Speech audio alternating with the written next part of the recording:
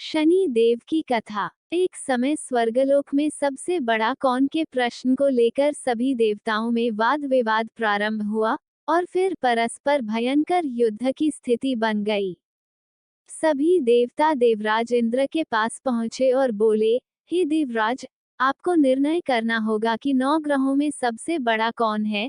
देवताओं का प्रश्न सुनकर देवराज इंद्र उलझन में पड़ गए और कुछ देर सोचकर बोले, हे देवगणों, मैं इस प्रश्न का उत्तर देने में असमर्थ हूँ।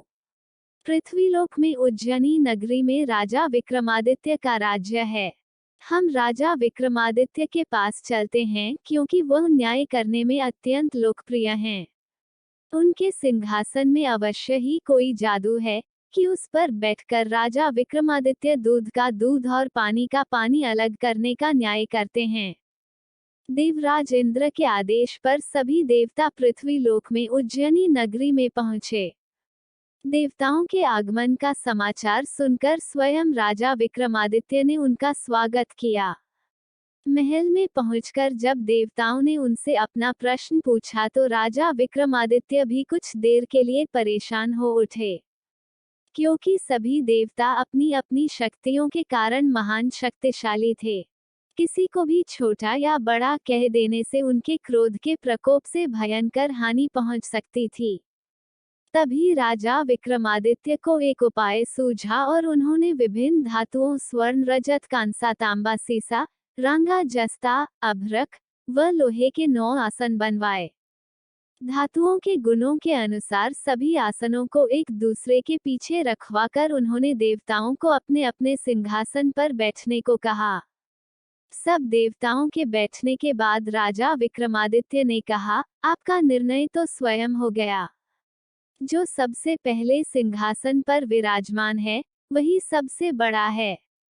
राजा विक्रमादित्य के निर्णय को सुनकर शनि देवता ने सबसे पीछे आसन पर बैठने के कारण अपने को छोटा जानकर क्रोधित होकर कहा, राजन, तुमने मुझे सबसे पीछे बैठाकर मेरा अपमान किया है। तुम मेरी शक्तियों से परिचित नहीं हो। मैं तुम्हारा सर्वनाश कर दूंगा।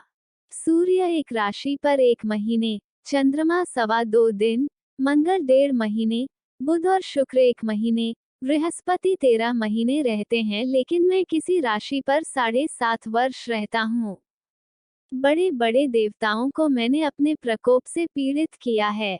राम को 7.5 के कारण ही वन में जाकर रहना पड़ा और रावण को 7.5 के कारण ही युद्ध में मृत्यु का शिकार बनना पड़ा। उसके वंश का सर्वनाश हो गया। राजा, अब तू भी मेरे प्रकोप से नहीं बच सकेगा। राजा विक्रमादित्य शनि देवता के प्रकोप से थोड़ा भयभीत तो हुए, लेकिन उन्होंने मन में विचार किया, मेरे भाग्य में जो लिखा होगा, ज्यादा से ज्यादा वही तो होगा। फिर शनि के प्रकोप से भयभीत होने की आवश्यकता क्या है। उसके बाद अन्य ग्रहों के देवता तो प्रसन्नता के साथ वहां से चले गए, लेकिन शनिदेव बड़े क्रोध के साथ वहां से विदा हुए। राजा विक्रमादित्य पहले की तरह ही न्याय करते रहे। उनके राज्य में सभी स्त्री पुरुष बहुत आनंद से जीवन यापन कर रहे थे। कुछ दिन ऐसे ही बीत गए। उधर शनिदेवता अपने अपमान को भूले नहीं थे। विक्रमादित्य से बदला लेने के लिए एक दिन शनिदेव ने घोड़े के व्यापारी का रूप धारण किया और बहुत से घोड़ों के साथ उज्जैनी नगरी में पहुंचे। राजा विक्रमादित्य ने राज्य में किसी घोड़े के व्यापारी के आने का समाचार सुना तो अपने अश्वपाल को कुछ घोड़े खरीदने के लिए भेजा। अश्वपाल ने वहां जाकर घोड़ों को देखा तो बहुत खुश हुआ, लेकिन घोड़ों का मूल्य सुनकर उसे बहुत हैरानी हुई। घोड़े बहुत कीमती थे। अश्वपाल ने जब वापस लौटकर इस संबंध में बताया तो राजा ने स्वयं आकर एक सुंदर व शक्तिशाली घोड़े को पसंद किया। घोड़े की चाल देखने के लिए राजा उस घोड़े पर सवार हुआ तो वो घोड़ा बिजली की गति से दौड़ पड़ा। तेजी से दौड़ता हुआ घोड़ा राजा को दूर एक जंगल में ले गया और फिर राजा को वहां गिराकर जंगल में कहीं गायब हो गया। राजा अपने नगर को लौटने के लिए जंगल में भटकने लगा, लेकिन उसे लौटने का कोई रास्ता नहीं मिला। राजा को भूख प्यास लगाई। बहुत घूमने पर उसे एक चरवाहा मिला। राजा ने उससे पानी मांगा। पानी पीकर राजा ने उस चरवाहे को अपनी अंगूठी दे दी। फिर उससे रास्ता पूछकर वह जंगल से बाहर निकलकर पास के नगर में पहुंचा। राजा ने एक सेठ की दुकान पर बैठकर कुछ देर आराम किया। उस सेठ ने राजा से बातचीत की तो राजा ने उसे बताया कि मैं उज्जैनी से आया हूँ। राजा के कुछ देर दुकान पर बैठने से सेठ जी की बहुत बिक्री हुई। सेठ ने राजा को बहुत भाग्यवान समझा और उसे अपने घर भोजन के लिए ले गया। सेठ के घर में सोने का एक हार खूंटी पर लटका हुआ था। राजा को उस कमरे में अकेला छोड़कर सेठ कुछ देर के लिए बाहर गया। तभी एक आश्चर्यजनक घटना घटी। राजा के देखते देखते सोने के उस हार को खूंटी निगल गई। सेठ ने कमरे में लौटकर हार को गायब देखा तो चोरी का संदेह राजा पर ही किया, क्योंकि उस कमरे में राजा ही अकेला बैठा था। सेठ ने अपने नौकरों से कहा कि इस परदेसी को रस्सियों से बांधकर नगर के राजा के पास ले चलो। राजा ने विक्रमादित्य से हार के बारे में पूछा तो उसने बताया कि उसके देखते ही देखते खूंटी ने हार को निगल लिया था। इस पर राजा ने क्रोधित होकर चोरी करने के अपराध में विक्रमादित्य के हाथ पांव काटने का आदेश दे दिया। राजा विक्रमादित्य के हाथ पांव काटकर उसे नगर की सड़क पर छोड़ दिया गया। कुछ दिन बाद एक तेली उसे उठाकर अपने घर ले गया और उसे अपने कोल्हू पर बैठा दिया। राजा आवाज देकर बैलों को हाँकता रहता। इस तरह तेली का बैल चलता रहा और राजा को भोजन मिलता रहा। शनि के प्रकोप की 7.5 पूरी होने पर वर्षा ऋतु प्रारंभ हुई। राजा विक्रमादित्य एक रात मेघ मल्हार गा रहा था कि तभी नगर के राजा की लड़की राजकुमारी मोहिनी रथ पर सवार उस तेली के घर के पास से गुजरी। उसने मेघ मल्हार सुना तो उसे बहुत अच्छा लगा और दासी को भेजकर गाने वाले को बुला लाने को कहा। दासी ने लौटकर राजकुमारी को अपंग राजा के बारे में सब कुछ बता दिया। राजकुमारी उसके मेघ मल्हार पर बहुत मोहित हुई थी, अतः उसने सब कुछ जानकर भी अपंग राजा से विवाह करने का निश्चय कर लिया। राजकुमारी ने अपने माता पिता से जब ये बात कही तो वे हैरान रह गए। राजा को लगा कि उसकी बेटी पागल हो गई है। रानी ने मोहिनी को समझाया, बेटी, तेरे भाग्य में तो किसी राजा की रानी होना लिखा है। फिर तू उस अपंग से विवाह करके अपने पांव पर कुल्हाड़ी क्यों मार रही है?